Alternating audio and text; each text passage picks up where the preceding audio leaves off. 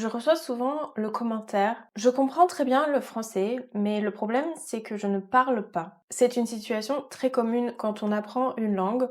On commence toujours à bien comprendre avant de pouvoir bien parler. Bonjour, je m'appelle Fanny, je suis professeure de français en ligne et sur cette chaîne, je vous donne mes astuces de prof pour mieux maîtriser le français ou découvrir cette langue si vous en commencez tout juste l'apprentissage. Dans cette vidéo, je vais vous expliquer pourquoi, en général, on comprend mieux en langue ou on commence par bien comprendre avant de pouvoir parler et produire quelque chose à l'oral ou à l'écrit. Donc, je vais vous expliquer le pourquoi du comment et je vais vous donner des astuces pour améliorer votre production orale dès les premiers jours d'apprentissage. Et donc, à la fin de cette vidéo, normalement, vous devriez savoir quoi mettre en place pour arriver à parler aussi bien que vous comprenez le français. Ça fonctionne aussi pour n'importe quelle langue en fait. Déjà, ce qu'il faut savoir, c'est qu'il y a forcément une différence entre le input, donc la compréhension, et le output, la production. L'un se développe plus vite que l'autre parce que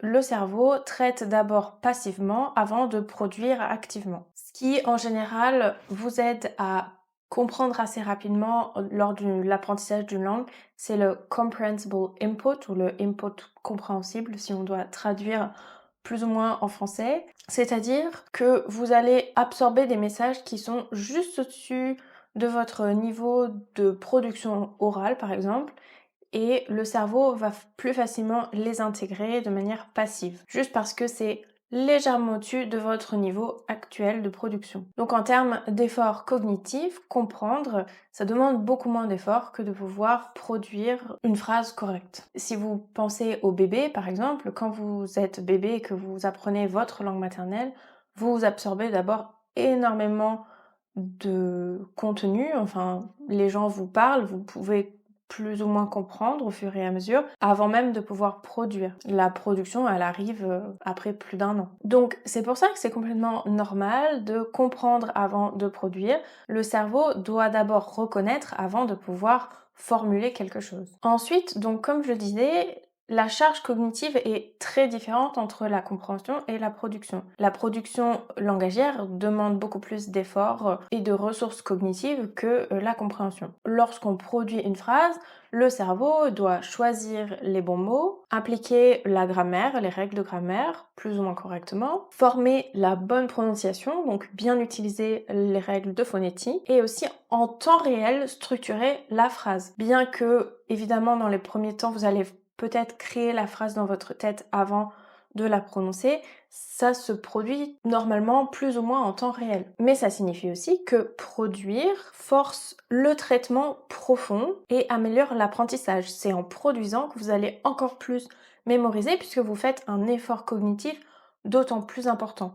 J'anticipe un petit peu sur les solutions, mais il faut produire même maladroitement, même de manière pas tout à fait correcte, pour que le cerveau traite activement la langue. Donc pour résumer, la compréhension, on est sur une faible charge cognitive et la production, on est sur une charge cognitive beaucoup plus haute. Un linguiste américain appelé Stephen Krashen a théorisé autour de l'apprentissage naturel, l'approche naturelle de l'apprentissage d'une langue et il explique que beaucoup d'apprenants passent par une phase de silence avant de pouvoir produire quelque chose. Donc ils absorbent énormément de contenu, de input avant de pouvoir formuler eux-mêmes leur output. Il dit que cette étape, elle est naturelle et normale et même nécessaire, c'est-à-dire que le cerveau, il se crée une base solide avant de pouvoir parler. Je sais que c'est le cas de mon copain, il a mis beaucoup de temps avant de commencer à produire en anglais, donc c'était il y a des années.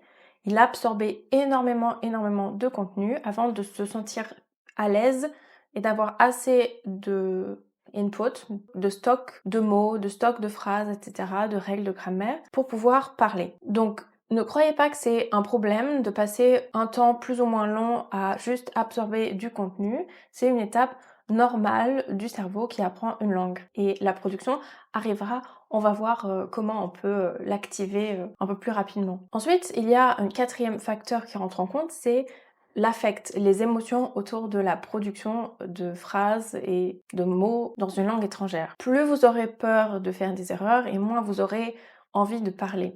évidemment. Toute la pression sociale, votre niveau de timidité, votre angoisse autour de la production va influencer le fait de produire. J'ai vraiment 2 types d'élèves. Ceux qui n'ont absolument pas peur de se tromper, de parler plus ou moins correctement et qui se lancent, et ceux-là, en général, ils acquièrent une certaine fluidité avant d'acquérir une certaine précision, qu'on a fluency versus accuracy. Ils ont plus le fluency que l'accuracy et ça vient plus tard. Parfois, ça peut mettre plus de temps. Et j'ai les élèves qui, pendant des mois, voire des années, font des blocages au niveau parce qu'ils sont bloqués sur le accuracy, sur la précision, et donc ils n'arrivent pas à développer une fluidité, une fluency. Parce que pour ces élèves qui sont peut-être perfectionnistes, c'est difficile de se lancer, de se jeter à l'eau, parce qu'ils ont peur d'être jugés, ils ont un jugement très fort envers eux-mêmes aussi. Et ça, en général, j'ai certains élèves pour qui ça prend des années avant d'atteindre, ils comprennent bien, mais avant d'atteindre un niveau correct de production, que ce soit fluide et qu'on puisse avoir une conversation, ça prend beaucoup de temps. Je vais vous donner des astuces ensuite pour débloquer cette situation. Donc déjà, si c'est votre cas, vous pouvez effectuer un petit test très rapide, une petite évaluation de votre anxiété au moment de parler. Donc notez sur 10 par exemple votre niveau d'anxiété au moment de produire une phrase ou quelque chose en français ou dans n'importe quelle langue. Ensuite, évidemment, la chose la plus évidente, je dirais, qui fait la différence entre le niveau de compréhension et le niveau de production, c'est qu'en production, on n'a pas assez de pratiques actives. On a beaucoup plus de situations où on peut se mettre à travailler la compréhension avec la télé, YouTube, les podcasts, etc.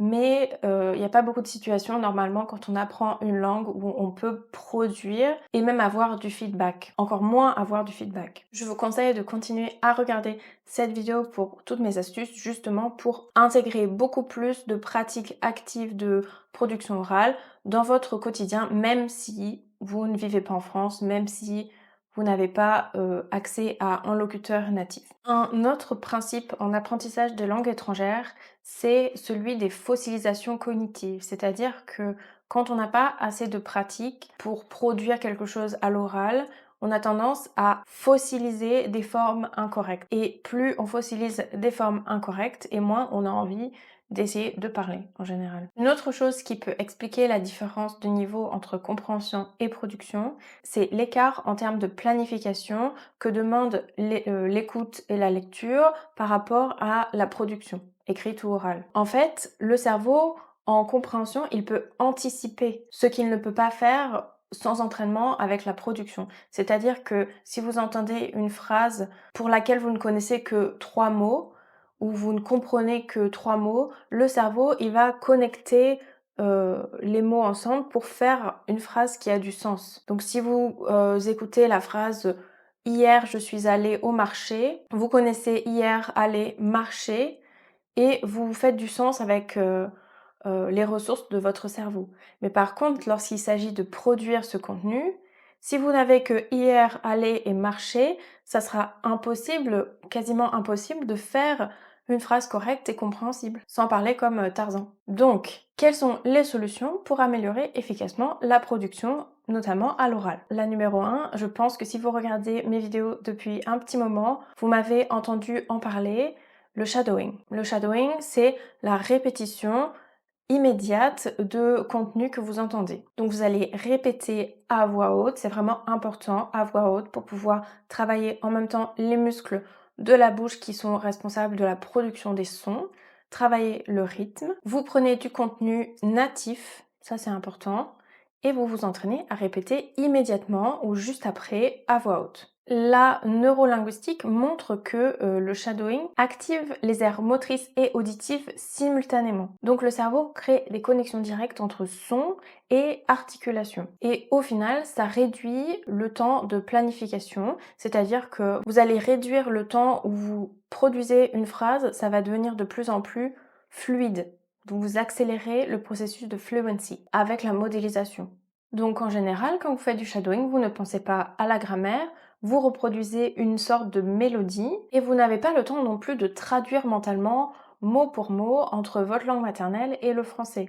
Donc, vous forcez votre cerveau à produire de manière automatique. Un exercice très simple que vous pouvez faire devant votre télé, devant YouTube, avec un podcast ou que sais-je, c'est prendre un extrait de 2 à 5 minutes et vous entraîner en faisant des pauses si vous êtes débutant ou de manière simultanée si vous êtes avancé, à répéter, juste après le locuteur, ce qu'il dit, de la même façon, avec le même rythme, la même articulation. En plus de ça, vous allez probablement améliorer votre accent. La deuxième solution, c'est de parler sous la contrainte. En fait, quand on est obligé de parler, beaucoup de personnes pourront en témoigner, ça sort beaucoup plus facilement. On ne devient pas fluent, on ne devient pas bilingue ou que sais-je, en attendant d'être prêt pour parler. On le devient quand on est obligé de parler. Ça a été mon cas, je me souviens vraiment exactement du moment où j'ai commencé à parler de manière fluide. Vous savez, c'est comme quand vous êtes jeune et que vous apprenez à taper sur un clavier. Au début, vous n'êtes pas du tout efficace, vous tapez une touche après l'autre avec 2 doigts seulement.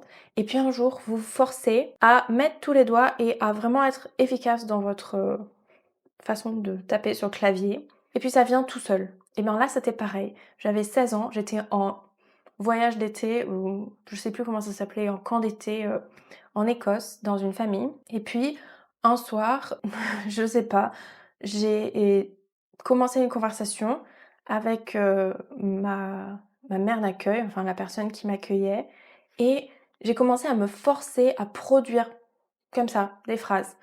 Comme si j'étais native, au fait. Je réfléchissais pas trop à la construction des phrases, ça sortait tout seul. C'était un effort au début et en fait, à partir de ce moment-là, je suis plus jamais revenue en arrière.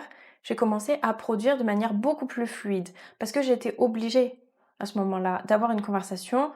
J'avais pas forcément envie que ce soit gênant, que ce soit bizarre si je répondais par des mots ou des demi-phrases ou si je mettais trop de temps à répondre. Je pensais à 16 ans, on est en plus très focalisé sur ce que les gens pensent de nous et donc je voulais pas qu'elle ait une image de moi comme une personne qui pouvait pas parler et aligner 2 mots et donc c'est sorti tout seul. Donc la production, elle force le cerveau à déjà remarquer ce qu'il ne sait pas et à restructurer ses connaissances. Et à partir de là, on va récupérer de plus en plus vite le lexique, les règles de grammaire qu'on connaît. On va absorber encore plus de la part on va absorber encore plus avec le input, donc ce que les autres nous disent, et le réutiliser de manière beaucoup plus instantané, beaucoup plus spontané, au lieu de le stocker et le garder pour plus tard. Et donc, on va diminuer la planification syntaxique, c'est-à-dire le fait de préparer une phrase dans sa tête. Il n'y a plus le temps pour ça. Quand on est sous la contrainte, on est obligé de parler. Donc, un exercice simple que je fais avec mes élèves qui ont du mal à se lancer et à produire des phrases, je peux pas leur dire parle de manière spontanée, ça marche pas. Ils savent pas trop quoi dire et bon, ça augmente la charge cognitive. Par contre, je leur donne un début de phrase. Aujourd'hui, je suis allée parce que, et on produit plein de phrases sur ce modèle. Et donc déjà, ça réduit l'effort que doit faire le cerveau sur de quoi parler, quelle structure utiliser, je dois juste compléter une phrase. On répète cette phrase au passé, au présent, au futur, enfin plus ou moins la même phrase, et ça facilite la production, le fait de réduire la charge cognitive. Vous pouvez faire ça très bien chez vous ou avec un ami qui est plus ou moins natif. Vous vous entraînez à répéter la même structure de phrase en changeant quelques mots, quelques parties de la phrase. Donc pour résumer, au niveau des solutions, il y a des choses que vous pouvez faire chez vous tout seul, comme le shadowing par exemple, et d'autres solutions comme parler sous la contrainte que vous pouvez faire avec un tuteur ou quelqu'un qui va vous donner un feedback, qui va structurer vos productions, c'est-à-dire vous donner des modèles, des débuts de phrases, des phrases que vous allez légèrement modifier pour vous amener vers plus de fluidité sans trop vous focaliser sur la précision de ce que vous dites. Parce que la précision, si vous bloquez pour parler, c'est que vous l'avez en général. Vous connaissez les règles de grammaire, vous avez du vocabulaire, ou si vous n'en avez pas assez, ça peut être ça aussi qui bloque, c'est que vous n'avez pas assez de mots, donc là, il faut augmenter votre réservoir lexical, mais ça ne vous empêche pas de produire quelque chose. Donc pour moi, travailler avec un tuteur ou quelqu'un qui peut vous aider, vous guider, c'est vraiment une solution pour améliorer rapidement votre capacité à produire à l'oral. Vous pouvez rapidement aller vers des jeux de rôle, des dialogues et toutes sortes d'exercices de simulation où vous augmentez progressivement la production, mais de manière encadrée, avec quelqu'un qui va vous amener progressivement vers plus de fluidité. Et le dernier point qui est vraiment important, c'est de réduire l'anxiété autour de la production. Donc c'est important d'être en confiance. C'est pour ça que travailler chez soi, ça peut être bien aussi, mais il faut vous mettre dans des conditions réelles. Vous passez pas votre temps à vous parler à vous-même. Il faut se mettre dans des conditions réelles de parler à quelqu'un. C'est pour ça que l'étape du tuteur, une personne qui ne vous juge pas, qui vous donne du feedback bienveillant pour vraiment vous aider, ça peut aussi aider à réduire l'anxiété et l'angoisse autour de la production. Et ça passe aussi par un tuteur qui ne va pas systématiquement vous corriger, parce que si dès que vous ouvrez la bouche, on a une correction qui arrive juste derrière, ça n'aide pas à développer la confiance en soi, ça c'est clair et net. Mais quelqu'un qui va vous amener vers une reformulation de manière totalement bienveillante et sans jugement, comme je disais. Donc voilà, c'est vraiment le moment de peut-être réduire un petit peu le temps que vous passez à recevoir, c'est-à-dire à travailler la compréhension avec toutes les shorts, toutes les vidéos sur YouTube et vous focaliser un petit peu plus sur la production et le transfert de tout ce lexique que vous avez emmagasiné de passif à actif. Pareil pour la grammaire. Connecter tous les points ensemble, donc grammaire, conjugaison, lexique, rythme, phonétique, etc. pour améliorer votre production orale. Donc pour parler, évidemment que le cerveau a besoin d'entendre, mais il a surtout besoin d'imiter. C'est comme les bébés, quand ils commencent à parler, ils vous imitent, ils répètent, ou ils essayent en tout cas, de répéter ce que les parents disent. Vous devez produire sous contrainte quand un bébé a faim et qu'il veut commencer à se faire comprendre sur exactement qu'est-ce qu'il veut manger. Il va trouver les mots au bout d'un moment. Quand ses muscles du visage seront capables de produire les sons adéquats, il va se faire comprendre. Le cerveau, il a aussi besoin de répéter encore et encore et encore des structures qui sont toujours les mêmes et aussi d'être capable de se tromper sans stress. Je fais toujours le parallèle avec les enfants parce que j'ai travaillé le langage avec des très jeunes enfants et c'est exactement ce qu'on fait. On les laisse se tromper, on reformule, mais on ne corrige pas systématiquement. Sinon, ça bloque. Ils ont plus envie de parler, les petits, et on fait des enfants muets presque, qui n'ont pas confiance en le fait de produire quelque chose. Donc, on a tous été enfants, on entend, on imite, on doit produire sous la contrainte, on doit répéter, répéter, répéter et ne pas avoir peur de se tromper. Dites-moi en commentaire où vous en êtes en termes de production. Est-ce que vous êtes à peu près au même niveau, compréhension, production? Est-ce qu'il y a un énorme écart entre les deux? En général, ce serait la compréhension qui est beaucoup plus développée. Dites-moi tout. Peut-être partagez avec les autres dans les commentaires ce que vous avez fait pour améliorer votre production à l'oral. Est-ce que vous avez pris un tuteur? Est-ce que vous n'avez utilisé que Duolingo? Ça m'intéresse parce que je serais très curieuse de voir comment c'est possible, mais pourquoi pas. Et ça sera tout pour cette vidéo. Merci beaucoup de l'avoir regardée. N'hésitez pas à cliquer sur le petit pouce en l'air si ça vous a plu, à vous abonner si vous êtes toujours pas abonné à ma chaîne. Et je vous retrouve très bientôt pour une prochaine vidéo. Ciao!